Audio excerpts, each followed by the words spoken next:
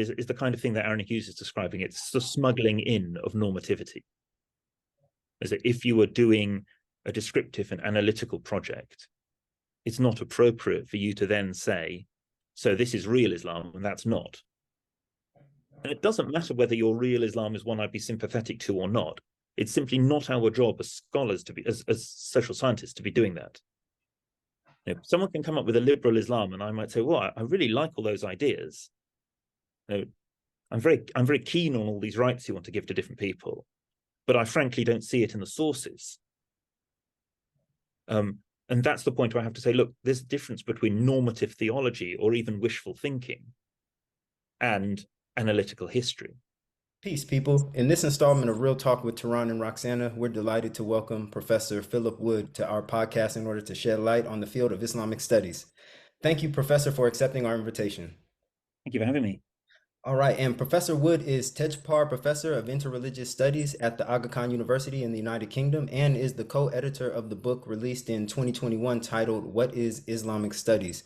One of the aims of our podcast is to bridge the gap between academia and the general public's understanding of Islamic history. So I believe this will be an exciting discussion on what's baked into the cake of Islamic studies that might not be so apparent to those of us outside of the field, but are readers of the research that it produces nonetheless. So initially, what drew you to Islamic studies, Professor Wood? I guess I came from a kind of roundabout route towards Islamic studies. I did history as an undergraduate, and I did a PhD in late Roman history. So I did Greek and I did Syriac during my master's, and I did a master's in Oxford in Byzantine studies. So my initial formation wasn't really to do with Islamic studies at all, but I'd been interested in early Islam, I guess, as part of the wider context of that world. I wrote about saints' lives in late Roman Syria. I wrote about saints' lives as a way of expressing political ideas, political thought.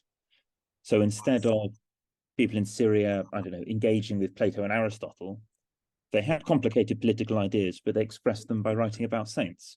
And that was a medium through which they write about politics. And then my postdoc was on a text called the Chronicle of Sirte, which is a Church to the East Arabic document, a long history that uses lots of earlier Syriac sources. And that book was mainly about the Sasanian Empire, but it also got into Abbasid Iraq. So that was my kind of, and I'd also been teaching early Islamic history at that stage. So I taught early Islamic history in Oxford for a while in a paper, a very famous teaching paper called The Age of Justinian and Muhammad, which talks about the 6th and 7th century together. So that was really fun teaching that. So I kind of got into that kind of thing later on.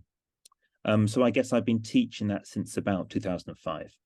And I studied in Damascus. So I studied in a monastery in Ma'arat Sednaya, where I studied Syriac. And then I studied in the city of Damascus. There was a course for teaching Arabic to foreigners. But I'm not a kind of, I didn't have an initial degree in Arabic. So I came to that stuff later. And for me, Arabic is something that comes together with Syriac. I try and work on the two together, or look at how the same events are described in different ways or similar ways in Arabic and Syriac, both Christian and Muslim.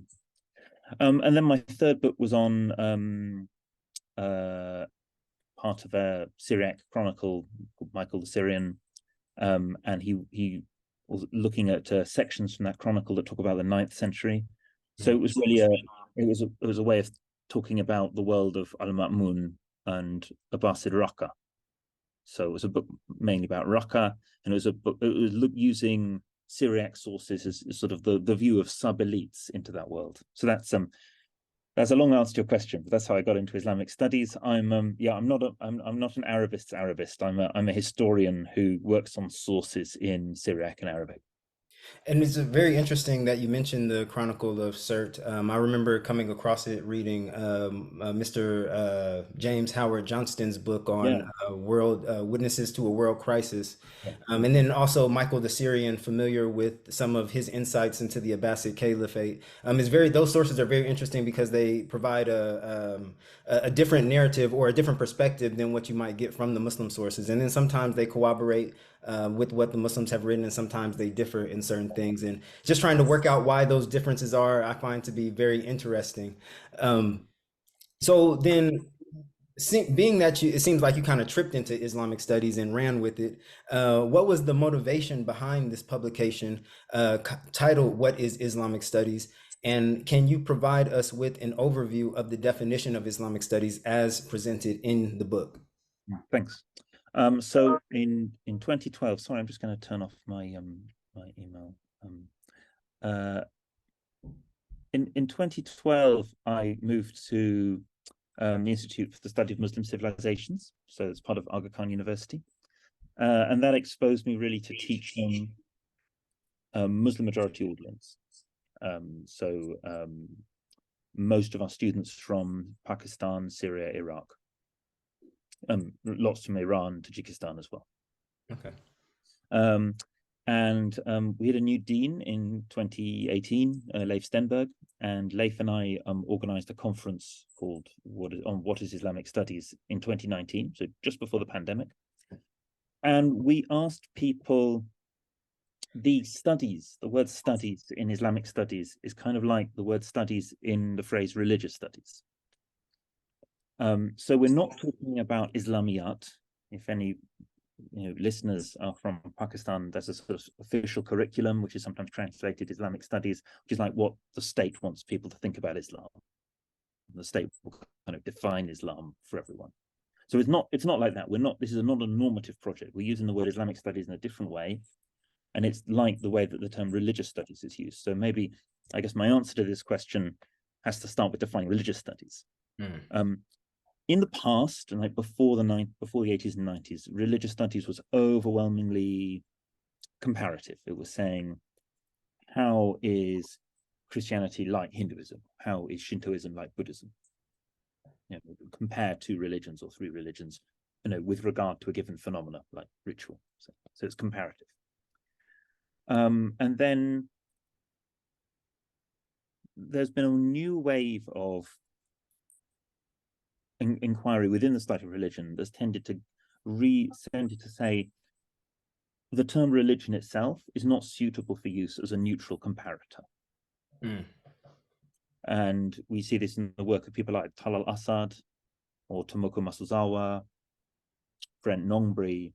So a lot of people coming from non-Western backgrounds saying this word religion, you could translate it culture or a custom in my language. There's nothing special about this term religion that you're using.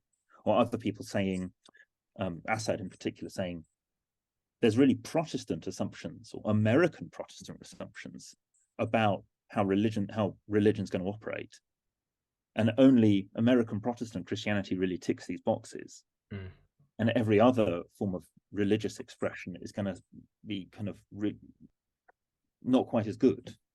It's always going to get B- on this scale that's always been written for American Protestant Christianity to form an ideal type. So it's really said, these people have said, is religion really suitable for use as a term of analysis, as an etic term? And instead, I guess the way the study of religion has moved has been towards saying that instead of comparing religions, scholars are interested in saying what happens when people talk about religion. What is the payoff when people use different implicit or explicit definitions of religion? So when you have a discourse that's about religion, what else is going on? So how does it form as a sort of organizational category? So that's kind of the background of what we're doing with Islamic studies. So we're trying to put Islam under the term Islam under the microscope in the way that the term religion has been placed under the microscope by Masuzawa or Assad. So to say, when people define Islam, it's not our job to say whether they're right or wrong. It's not our job to say Sunnis are right or Shias are right or liberals are right or conservatives are right. Our job is to say what is happening, what kinds of discourses are being used, what kinds of authority is being appealed to, who finds those kinds of forms of authority convincing. So it's trying to say our interested in saying what happens when people talk about Islam rather than trying to tell everyone what Islam really is or what God really thinks or who God is. You know, that's very interesting that you say that because I was trying to figure out how to work this question into the interview. So I think I'm just going to try to shoot it right now. Is Sure. that being in your book, you mentioned that you quoted one scholar, I think it was Jane McClough, if I'm saying her name correctly. I think it's McAuliffe, but I McAuliffe. don't know. Okay, excuse me. I Yeah. butchered many No, names on this podcast, so she can just join the party with hers. But being that a lot more Muslims are coming into Islamic studies, I think in the book it says that the majority of students in Islamic studies happen to be Muslim. Of course, I don't see as many of these Muslims publishing as of yet. I wonder how that's going to inform how Islam is understood moving forward, being that these people, they're not like atheists, but many of them practitioners, they have a stake in how Islam is understood. And you know, I just find that aspect of the future of Islamic studies extremely interesting. well, I mean, it's anyone's guess what's going to happen. I'm not quite sure that I mean, I I don't know if the majority of students of Islamic studies in Europe or North America are of Muslim background. I just don't know. Um, Maybe I read that into what I was reading, no. I and mean, that's not what it was trying to that convey. it might be true, or it might be true in the future. Um, I think so.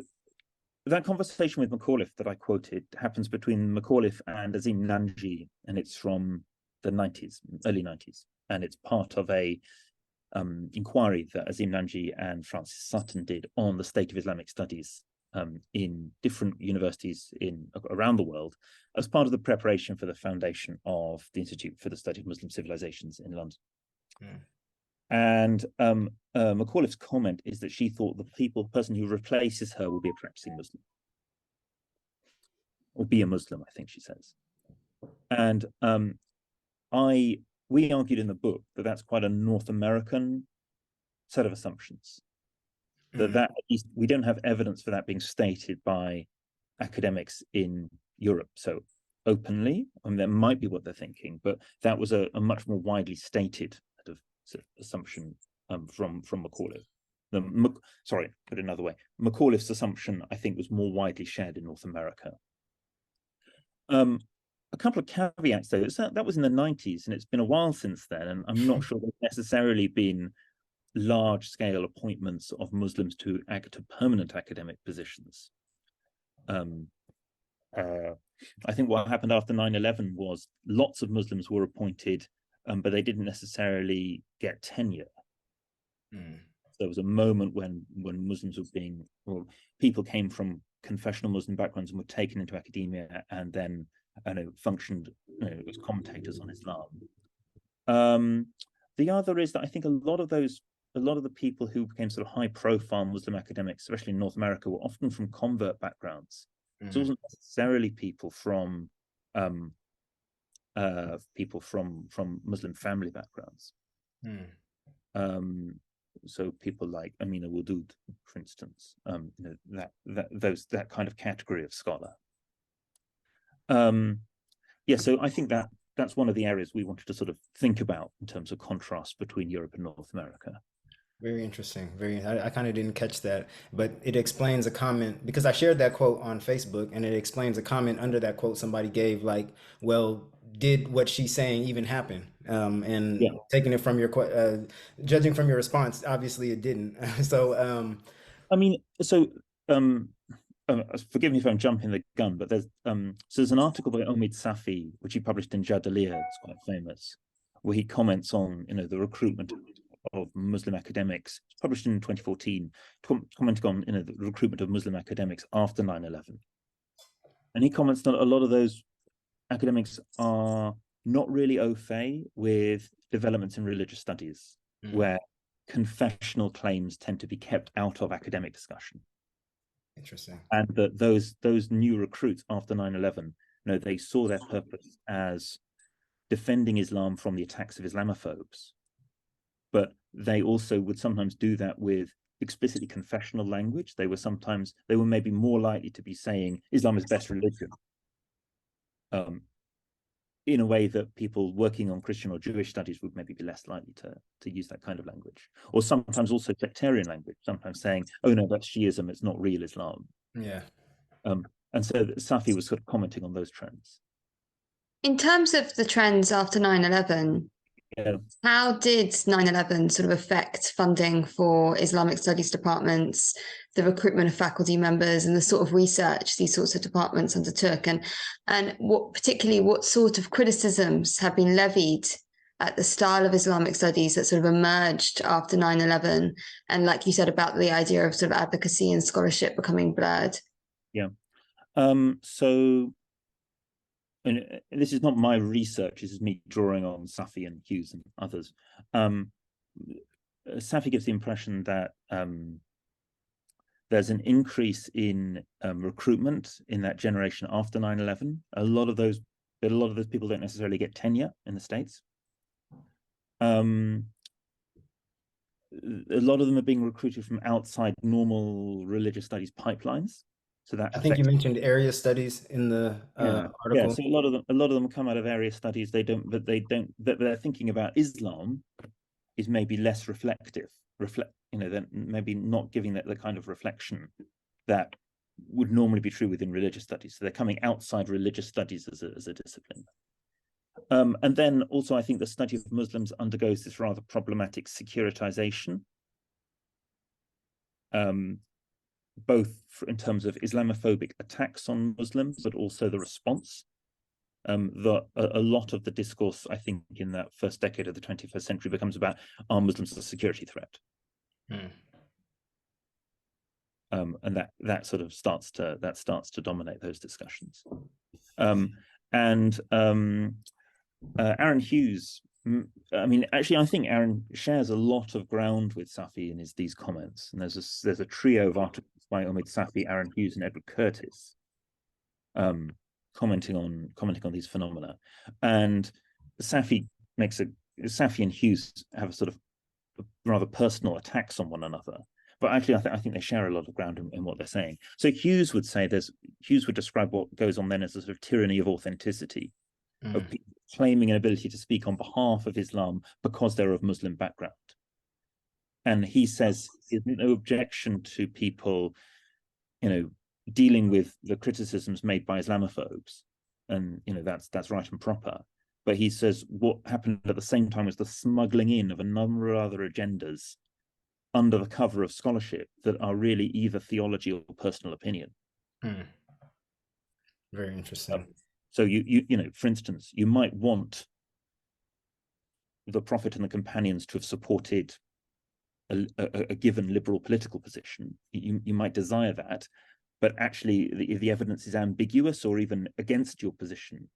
But then things masquerading as scholarship were published that present for instance, a very liberal image of Muhammad's personal practice that's maybe not really warranted by the evidence.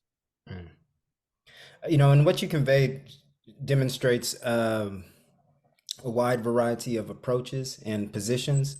So, hearing all of that, when discussing Western scholarship of Islam, do you think there is a danger of generalizing and forming a homogeneous concept of the scholarship coming out of the West? Yep. So part of the aim of the book was to split the West up, and to say where can we safely generalize and where is it impossible. And I think we only half got there. So one of the things we wanted to do was say, look, lots of parts of the West were engaged in colonialism, and there's an Orientalist tradition that was in part deployed by colonial systems. And that's true for the Netherlands and for Britain and for France, and in a rather kind of different way for the United States. But it's not true of Sweden, it's not true of Poland, Slovakia, Denmark. And Germany's more complicated, Russia's more complicated. But but to lump it all into the West doesn't do justice to the complexity of these academic discourses. Particularly after the Cold War, it seems that you seem to see a disjunction between European and American academic studies of Islam in terms of their approaches. How was that informed by geopolitical events, migration patterns, identity politics? So in terms of migration patterns, North America receives a much more middle class and much more diverse Muslim migration. It's also much lower as a percentage of the total of migrants received into the US or its total population. Contrast that to Germany, France, and Britain, who receive Muslims are a much larger portion of their total migrant population. Those migrants are also more working class and also taken from more restricted geographies. So, but before the 90s, most Muslims in Britain have a Sylheti or a Mipuri family background.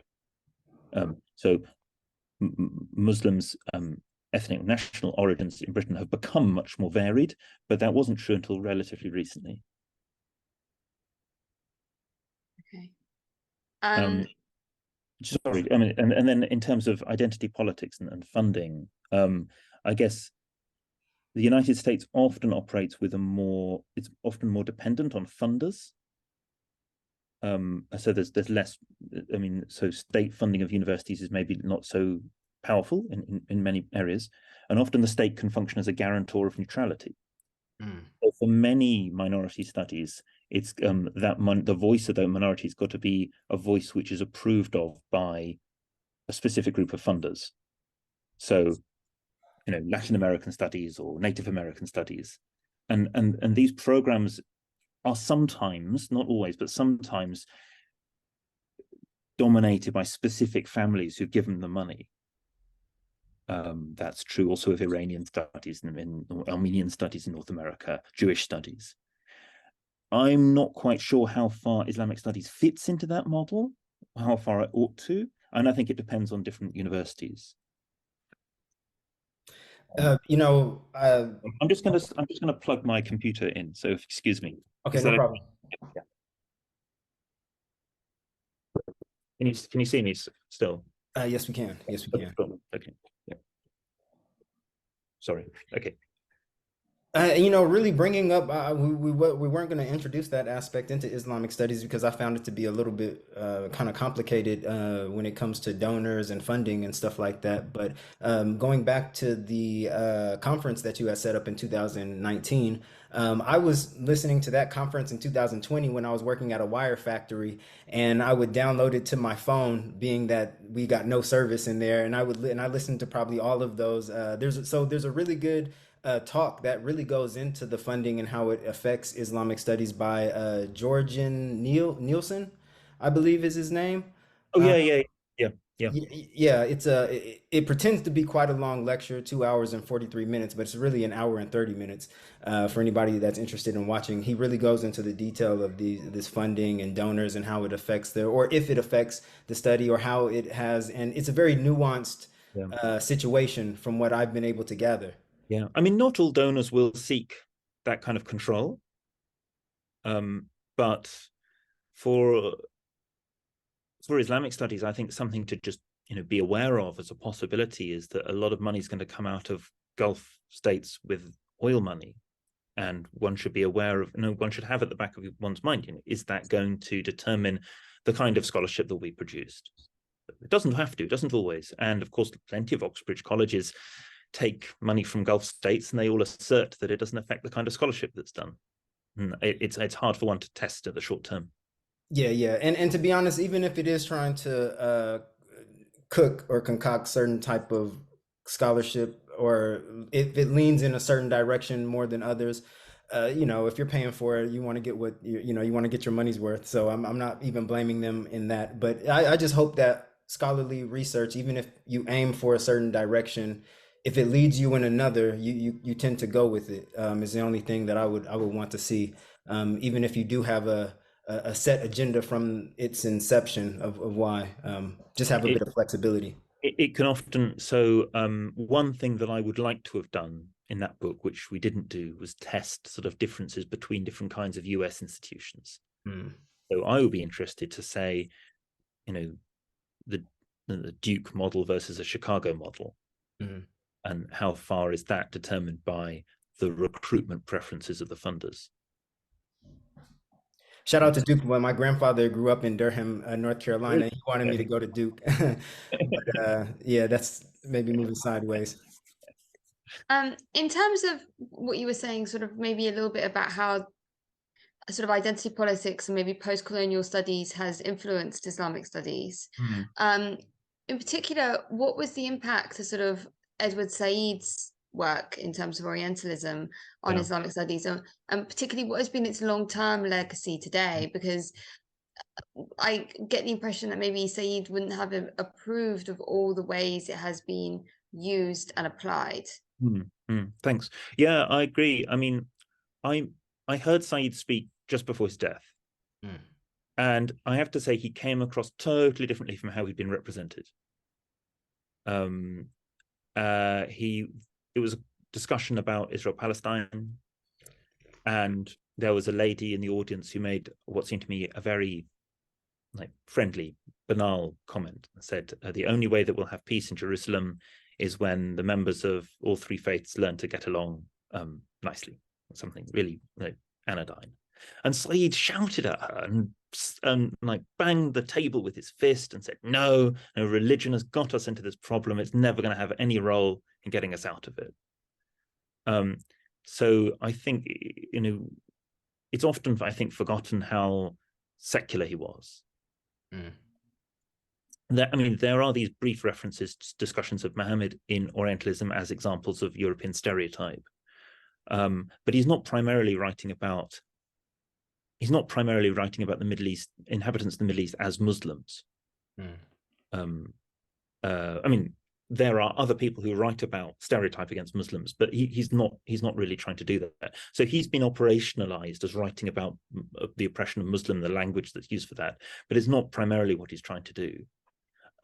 So I'd read Orientalism alongside his other book, Culture and Imperialism, where he responds to a lot of the criticisms that had been made, and also Sadiq al-Azm's very interesting critique of Said from a Marxist point of view, where he says that the kinds of stereotypes that Orientalist imperialists from the West were using were actually very similar to those used by Islamists or used by nationalists. And all three groups are trying to imagine for the Middle East a kind of unchanging past that will suit them.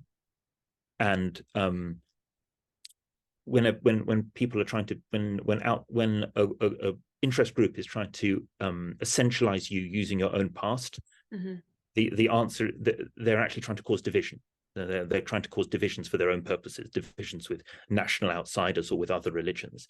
And so for Al-Azm, he said the way you overcome that is by generating new solidarities on class boundaries, along class lines, and that will give people a real solidarity of the oppressed. So that, really interesting. And that's an article that Said and Al-Azm fell out over. They stopped being friends really after that article was published. Wow, that's really interesting. Are there any particular examples which sort of challenge the discourse that sort of Edward Said was used for, which is the idea that sort of Western scholarship is always complicit in either colonialist or sort of neo-imperialist projects? Yeah. There've been there's a whole industry of kind of criticisms of Said or qualifications of Said. Some of the best around German scholarship. Most Orientalist scholarship is produced in German. Said didn't read German. He doesn't use German examples in his book. For instance, in the very substantial contribution of Jewish German Orientalists, so Abraham Geiger or Ignaz Goldziher, they are thinking about the Islamic tradition using their own deep knowledge of the Jewish tradition. And both Geiger and Goldziher in particular are bicultural. They are trained both in traditional Jewish scholarship as well as being trained in secular universities. So they can change gear. I just wanted to add about Ignaz Goldziher. I had read that he had spent some time learning about Islam at Al-Azhar. I didn't know that. Close Yes. to kind of getting a diploma from that institution. Yeah. I don't know how true it is. I can't remember exactly where I read it. There's a biography of Goldziher that's just come out, so we can check it there. Okay, I'm gonna have to check that out. The Hauter has just published a biography of Goldziher. So I think there's something really special about that interwar Jewish scholarship that is able to command multiple traditions and knows what it's like to hold traditions against one another to see where the contrasts lie. So I think a lot of their reading of Islamic traditional scholarship is critical, but it's also sympathetic because they've done the same thing to their own tradition. They've brought a Jewish tradition into discussion with a Western university tradition, and in the effort of enriching both. So I think there's something very special done in that interwar Jewish scholarship that maybe Europeans are no longer capable of doing. And I find Goldziher's Muslim Studies is amazing. I think it's full of insights. I mean, so many. A colleague of mine repeated. Looking for the word shu'ubiyya, looked through Goldziher's Muslim Studies and found that Goldziher, and then she used modern computing methods to go through the corpus, and she found that Goldziher had found almost every example of the discussion of shu'ubiyya in the corpus, and he'd done it by eye, as in knowing the corpus. He'd done it by traditional methods. Wow. So Sarah Savant's work on the shu'ubi tradition. Yeah, I think that part of European scholarship, that sort of Jewish Central European tradition, firstly, it's very hard to say this is a colonial enterprise, and secondly, it's an enterprise where you're dealing with men of scholarship who are embedded in multiple academic traditions and who can hold them against one another. So I think it's very useful. They're also thinking about Jewish religious reform and using Muhammad and the Muslim tradition as a way of thinking about Jewish religious reform. I want to say that I had read the bit about Ignaz Goldziher and at Al-Azhar from a book written by Hans Kuhn. I might be incorrect, but he had a bit in the introduction or in the beginning of his book about Ignaz Goldziher engagement with the Islamic tradition. And he had quoted him a few times, and it just demonstrated how sympathetic he was to the tradition.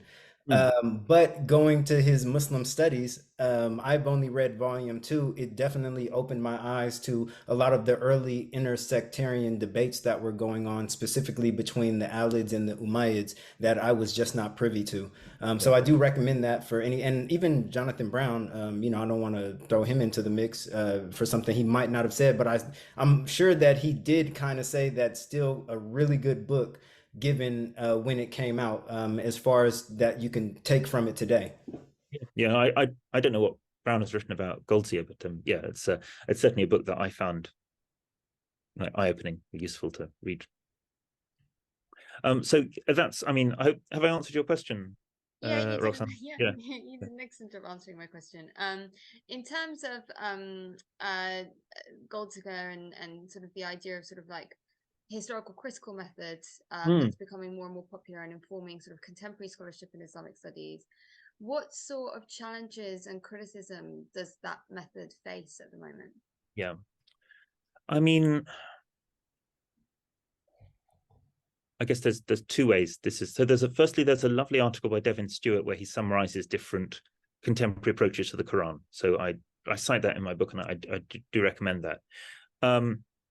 So a lot of the people using historical critical method are drawing on models taken from biblical studies. And there's a kind of open debate about whether the Old or New Testament provides an appropriate comparator for the Quran. I think my students are often surprised how far some Muslim academic environments are very sympathetic to these approaches. I think especially in Iran and Tunisia, there's people have taken these on board. It's complicated. I can see how they are challenging for traditional visions of the Quran or of the revelation. Once you begin to see the Quran as a compilation of texts rather than a text that's revealed at a specific moment, it has to change your definition of revelation or of prophecy. So that's that is challenging, undoubtedly, and one can't pretend that Judaism or Christianity found it easy to deal with the same challenges, and Muslims are just being presented with these methods now. But my presumption is that there will be a kind of moment where these methods become much more, if not widely accepted and widely known about. And I think there's lots of areas, one can hope for lots of areas of mutual information of I think people in Muslim sort of seminary backgrounds will become familiar with these kinds of methods or the results they find. I think one reason that they might seem especially challenging in an Islamic context is that the Muslim historical tradition so much presents the revelation without a context. The Arabia is presented without sitting in a Near Eastern context. So Muslim students are often very surprised to think about how ideas generated in Syria and Iraq, the sectarian milieu, are already also present in Arabia. And people brought up in a Muslim background often or almost always don't read languages like Greek or Syriac, which are the languages in which these intertexts would be produced. So from the 9th century onwards, people are learning, people learning Arabic and Persian. That's still, those languages are taught together as in British universities and universities around Europe. But in a sense, Arabic and Persian that's a false start in a way if you want to understand the context for the Quran, where it's more about Greek and Arabic and Syriac fitting together. So I think to my mind, the stuff really exciting about contemporary Quranic studies and the discovery of intertexts for the Quran. A lot of that's coming from people who are coming out of who's specialized in Greek or Syriac. And so they're seeing things in the Quran that you don't see if you've been brought up with Arabic and Persian, if that's your set of references. As in, you can see the tale, you can see the conversations in which the Quran is engaged, and they're conversations that have already been going on for centuries. And in a wider geographical area than the Arabian Peninsula, from what I've come to find out. Yeah, absolutely. And Muslims don't have a problem when they find out that Ethiopic words are in the Quran, or that the Quran is engaging with Persian ideas, but it seems like there might be a little bit of a bias when it comes to Greek and Syriac. Well, maybe not a bias, but just a surprise, maybe. A surprise. Yeah, I think people are not. It depends on people's formation, like what kind of previous education has had. But the commentarial tradition, tafsir, doesn't flag up when it's using an idea that's come from a Syriac or a Hebrew origin. It tends to disguise, if people are even conscious of it, there's not mentioned. So Tabari, for instance, I can think of 3 or 4 examples of occasions when he quotes or paraphrases Syriac sources, but he doesn't tell his audience he's doing that. He'll tell you when he's drawing on a Muslim Arabic source. When he's drawing on a source that's from Syriac and sort of put it under the carpet, he'll just sort of appeal to common knowledge. He may not even be conscious of what the source is, but so it's a case of I think a lot of knowledge that's Christianate has its origins aren't made explicit in the tradition, and that's one reason that it's quite surprising when people there are actually, if you can read set these texts side by side and see the parallels. It is very interesting. In terms of the way sort of Muslims are now interacting with Quranic exegesis and sort of the wider Islamic tradition, there seems also to have been sort of a kind of a very modernist influence in terms of sort of scientist worldviews affecting now some Muslims' interaction with the Quran and taking it very much, if we compare it to what you were just talking about, the historical critical method, which is very much placing the Quran within context, taking the Quran out of a historical context completely, and imposing quite, like I said, quite contemporary scientist ideas. Why do you think that's happening, and how has that affected Muslims' interaction with the Quran, particularly in the wider Islamic tradition? This is Leif Stenberg writes about this in his article in the book. So his expertise is on Muslim discussion of science. And I think partly it can be framed by, I guess in the 19th century, there's an awareness that Muslims had formerly been champions of world science. and that's no longer true in the 18th and 19th century. And there's an attempt to say all these things that the Europeans have discovered, they are true, but if Muslims had only known where to look, they would have known them already. So it fits into a wider context of Muslim reformers saying the ulama have kind of ruined our tradition. We'd known the Quran properly, then we would have, then all these things the Europeans have managed to do, we would have been able to do that first. So there's an assumption, I guess there are assumptions about Muslim superiority, Muslim supremacy, that flow from notions of Muslim supersessionism. So if you say, oh, this is the last revelation, it's the most perfect revelation, it should therefore produce the most perfect civilization, politically, militarily, scientifically. And then in the 18th and 19th century, when it seems not to be true, when European states are able to achieve colonization so quickly, then there's a soul searching. And people are trying to, and there's I think a tension between Muslims who are saying, I mean, who are kind of going, not necessarily converting to Christianity, but are Europeanizing. And then Muslim reformists who are trying to say, these are the terms these are the things that you can safely accept, and these are the things you need to retain in your tradition. And people draw the line in different places. And so I think this discourse on science is trying to tell Muslims, on the one hand, these are the areas where we should criticize the ulama for having messed up. And these are the areas where, we should be proud of our own tradition, because if we'd known how to use it properly, we would have already had these things the Europeans show up with. And so, I mean, that is broadly how I would read a lot of that material. And of course, individuals will take different positions in different arguments. So there's for instance, Bukhailism is an example of which has been very popular in Islamic context in the 20th century, of Muslim attacks on Muslim treatment of Darwin, or whether or not Darwin is seen as opposed or compatible to the Quran. And there are different readings on that. Yeah, a lot of different readings. But you also mentioned, and you brought this up earlier, in your book, you mentioned that one of the objectives of the book is to consider how and why Islamic studies has been distanced from religious studies. In your view, how would the study of Islam and Muslims benefit from a closer engagement with religious studies? I think,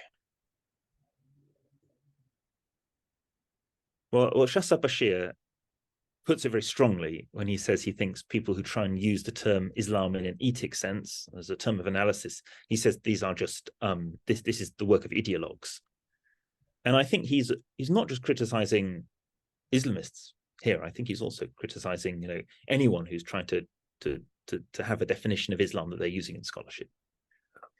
I would say that's maybe only, I would agree with him when it comes to the social sciences.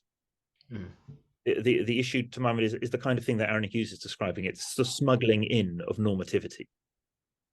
As that if you were doing a descriptive and analytical project, it's not appropriate for you to then say, so this is real Islam and that's not. And it doesn't matter whether your real Islam is one I'd be sympathetic to or not. It's simply not our job as scholars to be, as social scientists, to be doing that. Someone can come up with a liberal Islam, and I might say, well, I really like all those ideas. I'm very keen on all these rights you want to give to different people, but I frankly don't see it in the sources. And that's the point where I have to say, look, there's a difference between normative theology or even wishful thinking and analytical history. I mean, do you think it's possible to sort of escape the retrojection of sort of contemporary political concerns on early source material from the 7th and 9th century? I mean, I guess for any kind of history writing, you're always going to, the questions you ask may always be primed by your context. This is never going to be totally, 100% certifiable. I mean, I'm sure the questions I ask in my scholarship will be formed by the fact I live in 21st century Britain. Nevertheless, I think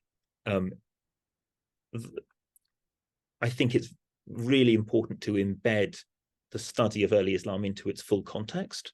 And the fact that, and if your prime referent for the Quran is the tafsir, then that's going to be difficult. Mm. Because the tafsir is not formed in a 7th century context. So it's not to say that the tafsir is irrelevant, but it has to be one lens among many. And I also think that these projects are fully compatible with people who want to do normative theology, but they have to be viewed as separate complementary disciplines. And I think that just would spark a debate on what is normative Islam. I mean, I have in my mind what I believe is normative Islam, and there's a whole bunch of things around that that have come about. But you know, I mean, I've seen this talk on Twitter lately about normative Islam. Is there such a thing? I think kind of spread from a certain document that was shared by a collection of Muslim scholars. And so, yeah, I'll be interested to see how this debate transpires in the future, if such an event happens. Mm. And I did kind of want to get into how has 19th century Protestant Christian understanding of what, or sorry, actually, let me go back. You highlight that religion is not a neutral term of analysis. And that for commentators like Talal Asad, which you mentioned earlier, and Tamako Masuzuwa, the term religion is rooted in 19th century political structures that took Protestant Christianity as a norm for religion. So how has the 19th century Protestant Christian understanding of what is considered to be the norm pertaining to how a religion is supposed to function inform how Islam has been seen, viewed, researched within academia or Western scholarship? Well, I mean, Assad's point is that there's this presumption about the separation of church and state, that good religion, real religion, ought to be separable. That you ought to be able to say, this is my private religion, that's what I do, and this is what happens in public, and that's all about politics. And he says that's not an appropriate division for Islam, that Islam transcends that. I'm not sure he uses the phrase Islam is a complete way of life, but he, you know, that's the kind of thing that he's driving at. That there's a completeness to Islam that means that you can't ask Muslims to be silent in the public sphere about their Muslimness. My caveat to him is that he makes this contrast with Christianity, I think, without knowing very much about Christianity. That I would say Islam and Christianity occupy similar spectra in terms of their declarations of the relationship between private and public. So if you read Eusebius writing in the 4th century, he writes about a divinely guided empire. No, very straightforwardly Christian, sees Constantine in Christ-like terms. Roman civil war is elevated to the state of Christian salvation history. Likewise, if you look at Ahmad ibn Hanbal, he says the state is corrupt and real Muslims have nothing to do with it. I think we know why that might be the case. Sure. But I mean, so there are similar, you know, but so I would see Christians and Muslims have adopted a range of stances on the state that's just as broad. And in different contexts, different Christians and Muslims have been more or less critical of the state. I think that maybe the problem is looking at it from just a Protestant perspective, because Protestantism is, I don't want to say a phenomenon of the West, but, you know, there's a whole world of Christianity. Sure. I would say specifically American Protestantism. Okay. That this, you know, this presumption about division between church and state is not necessarily true of European Protestantisms. So yeah, so that would be my caveat for Assad. But I think no doubt he's right. I mean, there's this presumption about what religion is. I mean, when we use the word religion in English, it's going to have this set of Christian assumptions that's not necessarily appropriate for all traditions. Did this Protestant idea of religion validate among Western scholarship that what should be considered authentically Islamic is that which is solely drawn from the Quran and the tradition that emerged from it? Because it seems like the Protestantism kind of takes that position and then it was applied to what is, and then it kind of seemed to have extended to Sunni Islam being seen amongst Western scholarship, that Sunni Islam being seen as Islam proper and everything else as a weird aberration. I think that's true. But also I think that attitude is internalized by some Muslims. Oh, definitely. When Al-Afghan, I mean, that's not true. It's not just true of Salafists; it's true of modernizers as well. I mean, that so when Al-Afghani says that he's the Muslim Luther, he's clearly taking a set of notions from European religious history and trying to embody them in the 19th century. Saying that we should return to Quran and Sunnah without the intermediary of the ulama who've got everything so wrong. Mm. And granted that a considerable amount of hadith, according to the academic scholarship on the subject, have been shown to come from other than the Quran or the Prophet Muhammad, peace be upon him. What do you think are the implications of separating what's Quranic from the various traditions that exclusively emerged in different centers of Islamic scholarship? I guess what I'm trying to get at with that question is that once you kind of see that a lot of what we understand to be authentically Islam, at least from the Muslim perspective, when it's shown that these are traditions that really emerged within a specific geographical context and were basically Islamized, I wonder what is the implication behind how we're to understand what is normative Islam after that, or what could be seen as authentically Islamic, because we'll get into this later, but it changes the way in which I see Islam as something that came in concrete, as something a little bit more malleable, and prone to further development.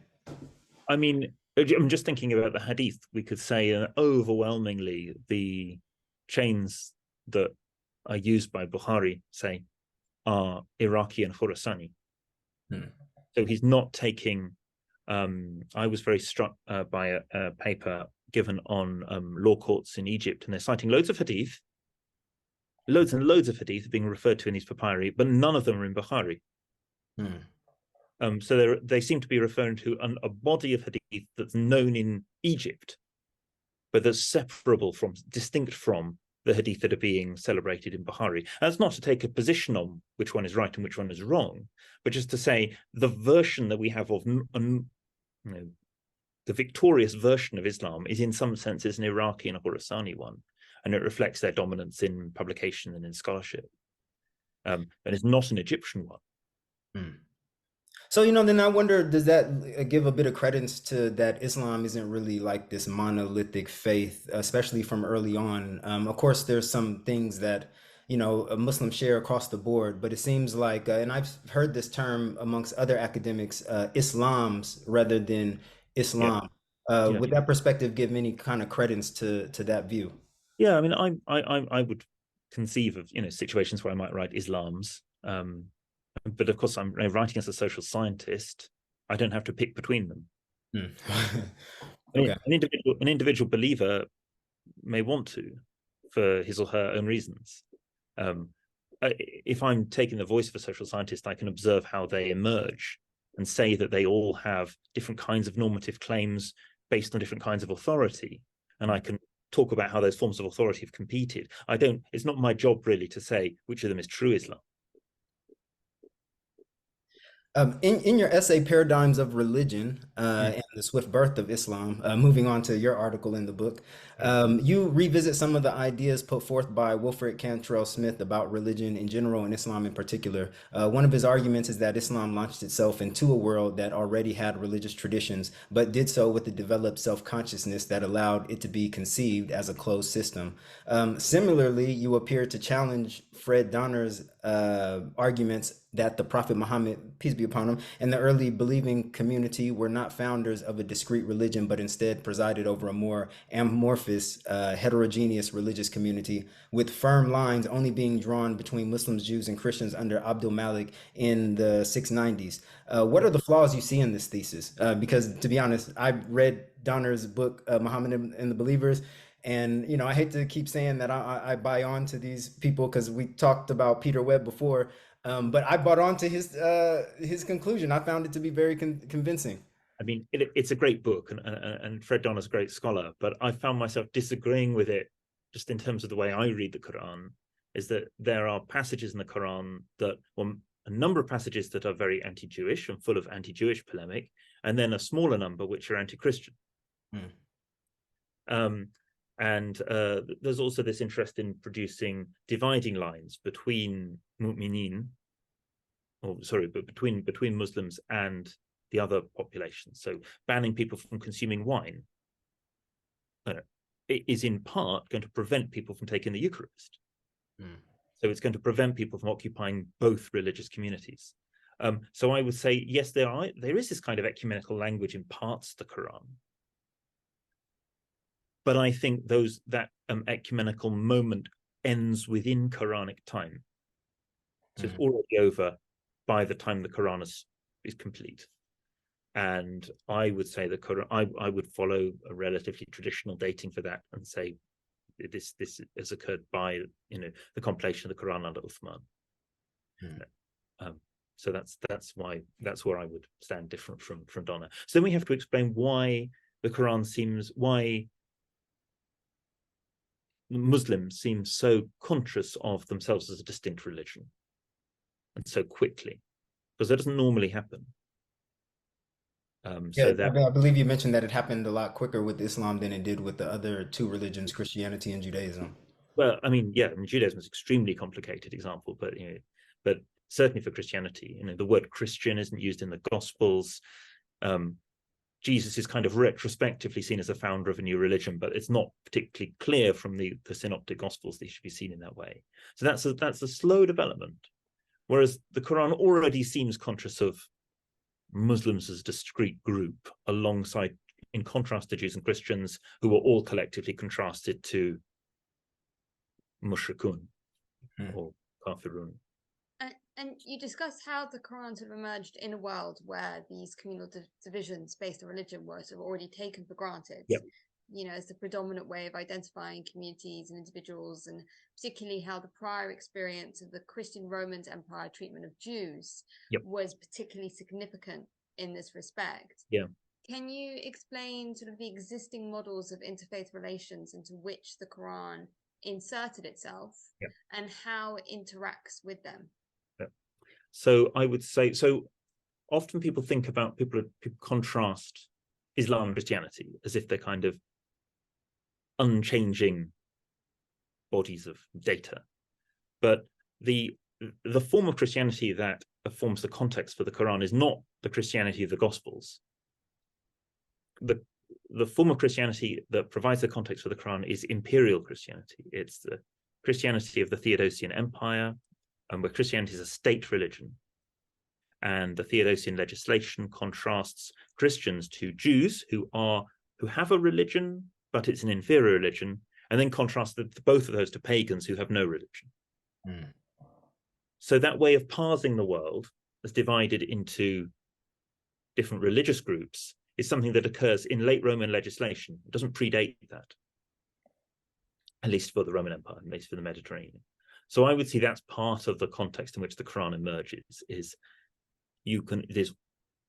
The Quran is written in a context where people are already thinking of the world, humanity is divided up into religions, each of which are scriptures.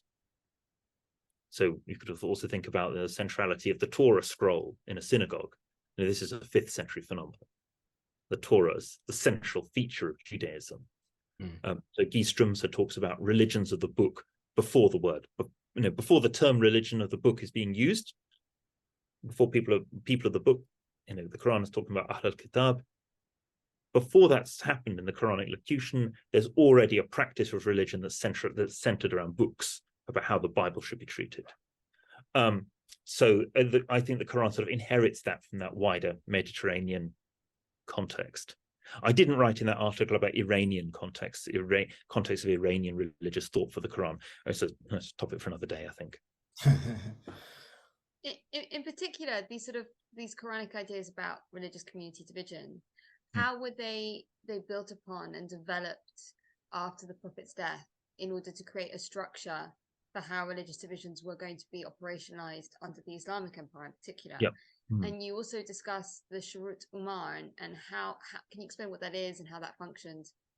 So it's a text of Shurut Umar, is the stipulations, ordinances of Umar. It's meant to be given by Umar the First, the Caliph. it's not actually produced by Umar I. The text is promulgated under al-Mutawakkil, so middle of the 9th century, relies on some texts which are that late. I really I want to say I read in is it Olivia Constable's book Medieval Iberia, to where I believe one of the scholars said it was came out under Umar Abdulaziz, but you're saying it's later than. Well, there are I may have got this wrong. My memory. Sorry, I mean I didn't mean to. No, it's cool. My memory is that there are a number of different bodies of legislation on how to treat dhimmi in the caliphate, and this one in particular is promulgated under Mutawakkil, and then on a number of other occasions too. There's a very good article by Luke Yarborough who kind of peels apart the different bodies of legislation. So I've never heard it under Shurat Umar. It's always been the Pact of Umar. So I was wondering if there's a distinction. There must have been many copies of this. But there's a number of different bodies of law dealing with dhimmi, which have different content in the stipulations. Okay. There's very nice treatments by Milka Levy-Rubin and by Luke Yarborough. So apologies if I got any of the details wrong. But yes, you're right. There is a body of legislation about how to treat dhimmi issued under Umar ibn Abdulaziz, but I think that's distinct from the Shurut Umar. Thank you for that clarification. And there's stuff about the dhimmi in the fiscal rescript of Umar II as well. So a number of different caliphs are interested in legislating on this, but we shouldn't believe that it's a product of 7th century legislation. And what struck me was a number of features of this caliphal legislation had similar tropes that you find in the Roman legislation. So non-Muslims are banned from carrying swords. They're not allowed to own slaves. They're not allowed to ride horses. They're not allowed to build new religious buildings. All of these are features that are found in the Roman law dealing with Jews. I don't think necessarily that you've got one set of lawyers copying another set of lawyers. Rather, I think the Roman law has generated a common sense about how you treat inferior religious populations. And that's then been internalized by Muslim jurists. And I suppose in terms of how Muslim thought under the Caliphate mimics Christian thought under the Roman Empire, how does it apply in relation to sort of the condemnation of innovation and the definition of like a single path of orthodoxy? And did these ideas, in your view, like conflict or cohere with the Quranic view of the people of the book?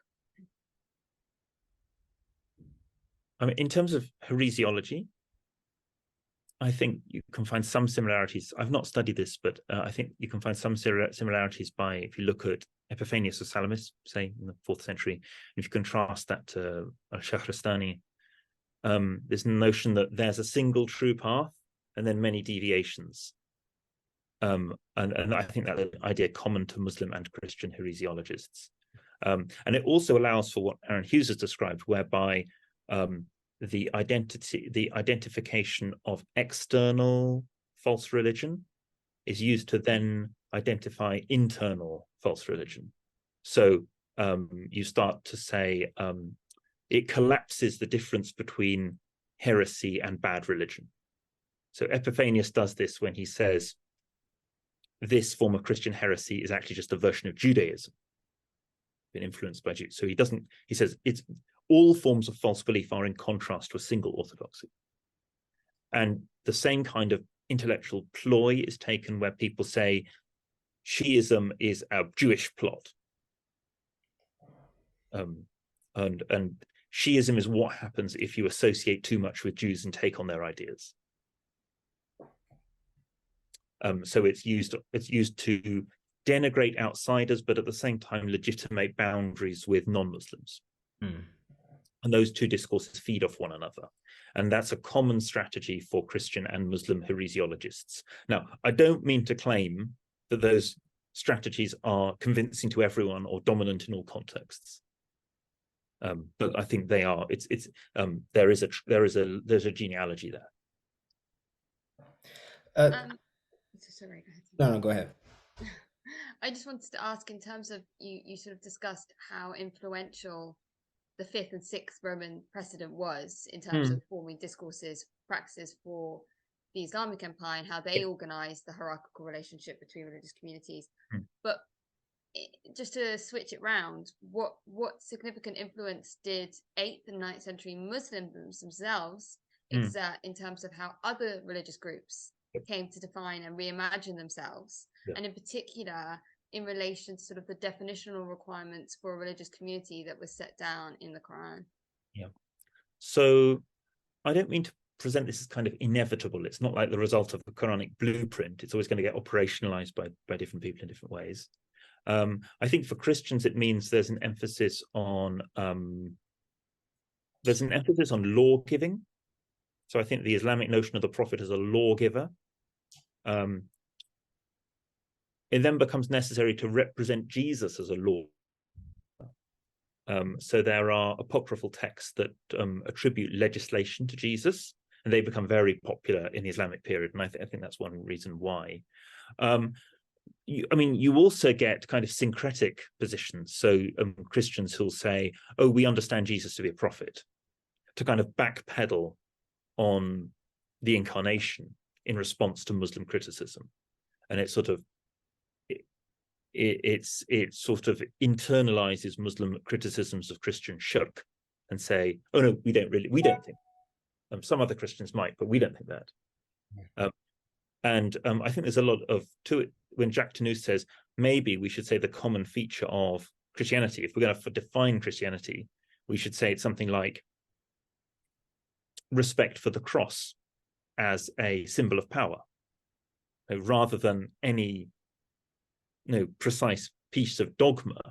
We should emphasize a cultural practice, a ritual practice is maybe more important. Christians are people who wear a cross or respect or will put a cross on their door. No, that's a Christian. It's not someone who gives a specific answer to a specific theological question. Other examples, you could talk about the Sabians of Haran, who I mentioned briefly in the book. Good example of a group who would otherwise be called pagans, who give all the right responses to Muslim inquisitors, who say, oh, we have a Sharia that's based in the legislation of a prophet.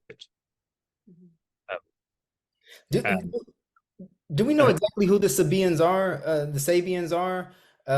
Because it seems like they're the Mandeans, then they're another group, and so the word is used for different populations. So I guess I'm thinking about the Sabians of Haran in eastern Turkey, long been a center of polytheism, and they work out somehow they know all the answers to give to Al-Ma'mun's men when they come to represent themselves in terms that will be respectable to Muslims. So that guarantees their rights. Whereas in other circumstances, polytheists wouldn't receive those rights and they'd be forcibly converted. You give a really interesting example at the end of your article in terms of a contemporary example of this, which is the Chinese Confucians in Indonesia, and how they've sort of conformed to the sort of Islamic definitional requirements of what a religious community is. I wanted to ask sort of why did they do that, and what does this example tell us about how Islam sort of continues to provide paradigms by which other belief systems are judged to be worthy of being considered a religion? Chinese Confucians in Indonesia describe Confucius as a prophet, which allows them to meet Indonesian requirements for a belief system. A belief system needs to have a prophet. So you can't just say Confucius was this wise guy from a long time ago. He needs to have received a revelation. The odds are considerable, because if you don't have a religion in Indonesia, at least in the middle of the 20th century, then there was a fear that you could then be vulnerable to communism. So the Indonesian government obliged animist groups to adopt a monotheist religion. So to avoid that kind of obligated conversion, Confucians described their practices as a religion, which would not happen in China. China, you could say the reverse is true. If you describe your practice as a religion, then the state denigrates it. My interest then, I guess, my overarching interest in the paper was to say, Assad's quite right to talk about the American Protestant redefinition of religion. Other belief systems are encouraged to define their practices in ways that are respectable to an American Protestant gaze. But my point is really, America's not the only imperialism, or hasn't always been the only imperial system. We can also analyze the Romans in the same terms, and we can analyze the Muslims in similar terms. That both of them also, as a consequence of their political power, were also able to oblige others to define their own belief systems in terms respectable. So that kind of what is religion question is, religion is being defined in different ways in different places depending on different archetypes. And American Protestantism is an archetype for the early 20th century, but there's Islam is an archetype for the 9th century, the 10th. And go ahead, sorry. So I just wanted to ask, if we've got all these sorts of existing paradigms that are so influenced by geopolitics and power status and who's in authority, sort of what sort of academic discourses have emerged around the possibility of sort of scholarly objectivity within Islamic studies and escaping these paradigms? And is it even still considered a goal worth pursuing? I think there is still a possibility of objectivity if you have a rich enough source base. And I think that would be my point, as part of my point, is that if your source base and if you multiply your number of perspectives, then that may have a role in diluting your own presumptions that you bring to a text. So that'll be the first thing. The second is that I think the advantage, one can see the function of these paradigms once you give up the assumption that your role is to define what Islam or religion is. So in order to write about the effects of these paradigms, I have to give up the notion that I'm going to show up and just define what religion is. If I think I'm going to define religion, then I'm not going to notice. I'm just going to say these guys are right and these guys are wrong. But I might not, that prevents me from noticing how power affects the way that ideas work. All right, and this is our last question, unless Roxanna has any more, because I've been kind of jumping the gun a bit. Where do you see the future of Islamic studies? What direction do you see it going, or what direction would you like to see it go? Any future developments that you find very interesting or excited about? Does it? I think there's lots of things that I think at the moment there's kind of silos. People work on different languages, or people work with different disciplinary, starting points, or people publish for different national audiences. I hope that those kinds of silos are going to get broken down a bit. That's the first thing. The other is that I hope that the kind of stuff that's done in the study of religion will help to inform good theology. Good theology based in the sources, a wide variety of the sources, a good theology that hasn't abandoned the hope of objectivity. I think that has, but is also in conversation with, the kinds of insights you have from history and religious studies done properly. So when we use a terminology, be aware that it has different resonances for different groups of people, different genealogies, and it'll help us find, I think, a language and sort of a way of thinking about scripture that is going to appeal to a different groups of people and help transcend differences that may only be really rooted in different kinds of linguistic expression. All right, thank you for that, Professor Wood. If you have anything else that you'd like to end with, we're just going to close it out here. And just speaking for Roxanna and I, we greatly appreciate you coming onto our channel, taking the time to speak with us about this very interesting and intricate topic. And I hope people's research about this topic doesn't stop or start, or I hope it starts. Well, maybe I hope it started before they got your book, and this is just kind of a piggyback off. But I just hope that it doesn't, the research into this topic doesn't stop here, and people continue and have very interesting conversations about it. So thank you, Professor Wood. And thank you for having me. And I just to say, forgive me my errors, and I hope you find it interesting. Oh, we definitely did, and I believe our audience will too. Thank you, and hope to speak to you again.